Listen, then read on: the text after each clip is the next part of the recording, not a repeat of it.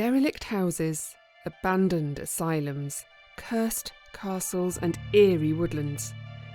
These are all places where ghosts might linger. Places haunted by shadows that move on their own, by strange sounds in the dark, a cold breath in your ear and that creeping feeling you're not alone and not welcome. It's all part of the folklore. But what if I told you one of the most famously haunted places in England isn't a crumbling mansion or desolate forest, but an old building that used to be a country pub? A place where the only spirits should be poured from bottles and the only chills blamed on a draughty door. Yet for decades, the ancient Ram Inn has defied those expectations. Paranormal investigators, thrill seekers and curious storytellers have all walked through its doors and left with tales to tell. But beyond the headlines and hype lies something more. A fascinating, rich and layered history that stretches back centuries. In this video, I'll be exploring both the folklore and the facts. Not to prove or disprove anything, but to understand how a place like this becomes so steeped in legend, and why those legends continue to capture our imagination. Join me as I step inside the ancient Ram Inn. We find the Ram on a steep, winding street in the market town of Wotton-under-Edge in Gloucestershire. Sitting within the Cotswolds area of natural beauty, Wotton-under-Edge first appears in the historical record in a Saxon royal charter from the year 940. By the time of the Domesday Book in 1086, it had 8 households with 4 smallholders and 4 slaves. It was a dependency of the Manor of Berkeley, the family whose famous castle is just 7 miles away, and gained borough status in 1252, growing through the prosperity brought by the wool trade. The town's Anglican church of St Mary the Virgin, which stands on a slope known as the Cloud, was consecrated on the 19th of August 1283, though there are records of clergy dating back to 1154. The church owned property and land in Wotton for centuries. Among these holdings was a plot described in a 1520 document as a tenement by the horse pool in Sinwell, used for repairing the church fabric since time immemorial and time out of mind. This site included almshouses, the workhouse, and what came to be known as the Ram Inn. At that time, the 16th century, the Ram was probably more of a house than anything else. It's said to have lodged the workers who helped construct the church itself, and tenterhooks, devices used in the making of cloth, found inside the property, indicate a link to the wool trade, which was so important to Old Wotton. The Ram is likely to have been in use as a church house, something like a village hall before becoming a public house. Hume Valley Brewery purchased it in 1905, and it stopped serving in the 1960s before John Humphries bought it in 1968. It is John's daughter Caroline who now owns the Ram. Today, Historic England lists the building as late medieval, remodelled in the mid to late 16th century, but it's clear the site had been in use long before that, giving it a potential backstory stretching nearly 900 years. Now, it's often claimed that the Ram stands on the site of a 5,000-year-old pagan burial ground. While this idea has become part of its legend, there's no archaeological evidence to support it. Still, given some of the curious items discovered inside and the intense experiences reported by visitors, it's easy to see how this story has taken root. Let's begin our exploration outside the building itself. The ancient Ram Inn is larger than I'd expected, stretching along the edge of Potter's Pond, a road named for a real body of water that has long since dried up. The building sits in a dip, with stairs leading down to the front door and low windows that only allow a dim light into the front rooms. When I visited, entry was through the kitchen at the rear. This, opens into a crowded sitting room, home to one of the inn's most macabre curiosities, a mummified cat. This unfortunate creature was discovered either behind a fireplace or within a wall during renovations by John Humphries. Stroud Museum has confirmed that the cat was dead long before it was placed in the building, and it could be as much as 400 years old. There was a strong folkloric belief that cats possess a sixth sense and would continue protecting households from evil even in the afterlife. As such, sealing them inside walls was a form of ritual protection, albeit one that's uncomfortable to think about these days. Could one of the two ghostly cats said to haunt the inn be this poor animal? Several visitors have reported seeing a phantom black cat in this lounge area. Attached to the lounge is a space known as the men's kitchen, a gloomy corner of the building where there's a floor grate covering the child's grave. According to the story, the remains of a woman and child were discovered here in 1997, buried with fragments of iron. The suggestion is that these were daggers, possibly used in some form of ritual sacrifice, and that Bristol University examined the items and supported that interpretation. These daggers were on display at the inn until they were stolen in 2014. After he purchased the property and experienced some troubling events, John Humphries invited diviners and dowsers to the Ram. They told him that more children were buried beneath the inn, some of whom were victims of sacrifice. Many visitors have since reported sensing or even contacting the spirits of young boys and girls at the Ram. During a ghost club investigation in 2003, photographs taken near the child's grave showed orbs above John's head. And, as the story goes, on his very first night in the building, sleeping above the site where the grave was later uncovered, an unseen presence grabbed John by the ankle and threw him from his bed. Poor John was, it seems, a magnet for paranormal activity from the moment he moved into the Ram, experiencing physical attacks as well as visits from a succubus that almost verged on assault. Despite this, he remained at the inn, saying, "I am not particularly happy to be sharing my home with ghosts, but I wouldn't want to live anywhere else. It would destroy me if I had to leave. This is my home, and I have learned that if I leave my guests alone, then they leave me alone." The crucifixes, Bibles, and sections of religious texts pinned to the walls by John show that at times he found the hauntings difficult to live with. Among the many handwritten Bible quotes and signs displayed around the property, one caught my attention in the men's kitchen area. It reads, "Possible trial site of John Horn, Protestant, burned at the stake by the Church of Rome 1556. There is, in fact, a historical basis for this claim. When Queen Mary I came to the throne in 1553, Protestants faced a stark choice: exile, conversion, or punishment. Many continued to practice their faith in secret, and John Horn was indeed one of the Protestant martyrs of the English Reformation. According to Fox's Book of Martyrs, he was burned at the stake in Wotton-under-Edge in late September 1556. Given that the Ram Inn was in use as a church house at the time, it's plausible that his trial may have taken place here. And such a brutal, senseless death, whether his spirit remains or not, must leave its echo. Next to the men's kitchen is the old bar area, where the spirit of a murdered woman named Elizabeth is said to linger.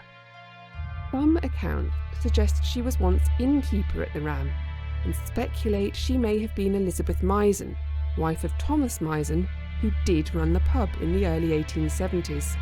The Misens are on record as having some trouble with the law in August 1870, when it was alleged that they committed perjury. They were later acquitted at trial, but neither of them seems to have been murdered. Elizabeth died in 1898 quite without any suspicious circumstances. So the ghost of the murdered woman must be some other unfortunate. still trying to make her story known. It is in these lower areas of the Ram that John believed tunnels and cellars existed, some leading to St Mary's Church and others to Laycock Abbey. Whilst these structures haven't yet been uncovered at the inn, there were reportedly subterranean passages and dungeons beneath nearby Lisle House that were blocked up in the 1880s. Local tradition states that these tunnels were large enough to enable knights on horseback to hide from their enemies. If there were underground connections between the church and Lisle House, it could well be possible that similar passages lie between St Mary's and this other church property, the Ram. Opposite the bar lies the barn, a large stone-built space with exposed beams, dusty antique mirrors, and a designated area for ghost hunting activities. Several broken chairs hang from the rafters, evidence of damage caused during paranormal investigations. The barn featured in a 2004 episode of Most Haunted, where an unseen force attacked a cast member. Today, visitors often describe sudden temperature changes in here, or the feeling of being poked or pushed by invisible hands. The stairs leading up to the second floor are narrow and satisfyingly creaky. It was here, in 1999, that Mark and Julie Hunt took a photograph showing a pale white shape, something that hadn't been visible to the naked eye at the time. And at the top of the stairs is the witch's room. The woman said to haunt this space was named as Elspeth by the late psychic Derek Agora, and Alice on the old website for the Ram Inn. The story goes that, accused of witchcraft, she hid in this room before being captured, tried, and burned at the stake. Whether fact or folklore, she's said to be a malevolent spirit, and the large cat, often seen and heard in this room, is thought to be hers. Across the hall is what is now called the Bishop's Room, long reputed to be the most haunted part of the ancient Ram Inn. When John Humphries first opened the building as a B&B, this was the Berkeley Room, but repeated reports of ghostly figures, perhaps a bishop, a priest, a monk, or maybe all three, must have prompted the name change. This is the room where a spectral cavalier walks solemnly across the floor before vanishing, where strange lights flicker across the fireplace, and where some guests describe feeling an oppressive pressure and even physical sickness when sitting in a particular chair. Visitors have reported a shaking, slamming door, sudden cold spots, unexplained screaming, and even disturbing manifestations of an incubus and succubus. A 1984 newspaper article recounted the experience of two men who spent a night in the Bishop's Room. They allegedly fled in terror, later seeking out a vicar to perform an exorcism. One oft-repeated claim is that the Right Reverend John Yates, former Bishop of Gloucester, once attempted to exorcise this room. Failing in his task, he declared it the most evil place I have ever had the misfortune to visit. This is widely published online and attributed to the Western Daily Press. The only source I can find for this is an article by Chief Features writer Roger Taverner. He stayed at the Ram in 2003 and includes this quote in his account of the most unpleasant and unnerving experience of his life. The Bishop's Room looks the part of a creepy haunted chamber, all dark wood, red fabric and dim, dusty light. I stood in here alone more than once during my own visit and didn't feel anything frightening or evil in the atmosphere at all, just a slight sense of sadness. From here, a steeper and even more rickety staircase leads up to the weaver's attic. A sign on the door reads, "The hideout of Will Crewe and Skews, England's last two highwaymen."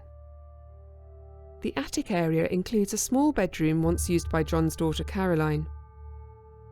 It is here that mysterious thumps and dragging sounds are reportedly heard. As to the highwayman, well, William Crewe was a real person from Wotton-under-Edge and very much on the wrong side of the law.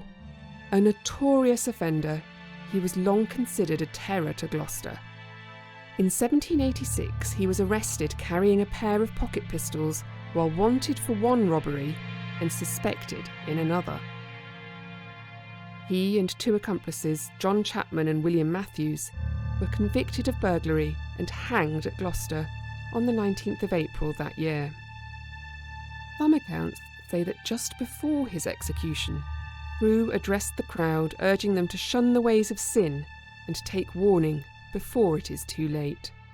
As the executioner released the cart and the prisoners fell, two vivid flashes of lightning reportedly burst from the clouds. Crewe's body is believed to have been returned to Wotton-under-Edge for burial shortly afterward. And if he is among the spirits said to haunt the ram, it's no wonder that he isn't at peace. His was a harsh life, brutally ended on the gallows, and not easily forgotten.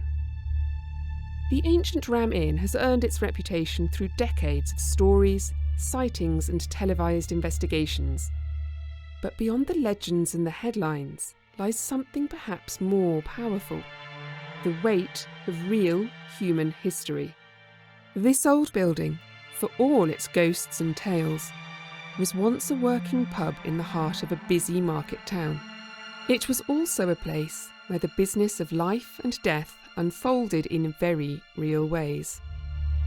In 1882, an inquest was held here into the death of George Anderson, who had visited the Ram the night before he died and was reportedly sent home by landlady Elizabeth Misen because he looked unwell. He passed away in an emaciated state in conditions of filth and destitution, a sad victim of neglect. In 1889, another inquest, that of young Charles Walker, a child who drowned in nearby Potter's Pond, was conducted under the same roof.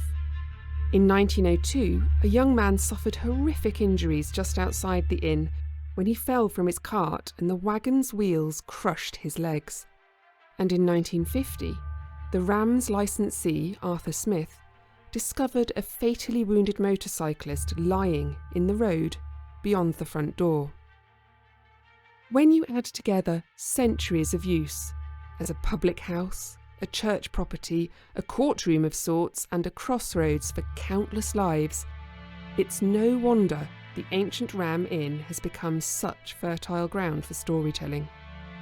And yet, for all its age, it's notable that many of the reference works on British folklore make no mention of the Ram at all.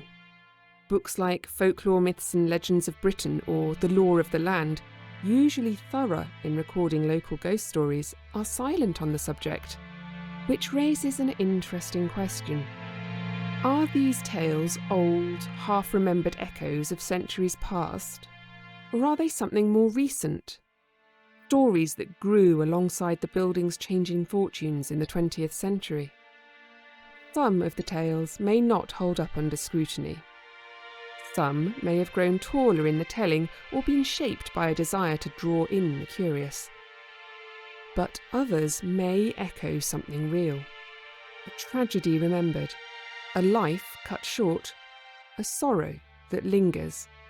And John Humphries himself, the man who saved the Ram from demolition and put so much of his soul into the property, is now said to have added his own presence into the spiritual mix. An outcome that feels entirely fitting in a way. Whether you believe in ghosts or not, there's something undeniably powerful about this place, where so many layers of human experience have settled. And that, perhaps, is where the real story of the Ram begins. I hope you've enjoyed this journey into the stories and history of the ancient Ram Inn. If so, please give the video a like, subscribe to the channel or share it with someone else who loves a good tale. Thank you for watching.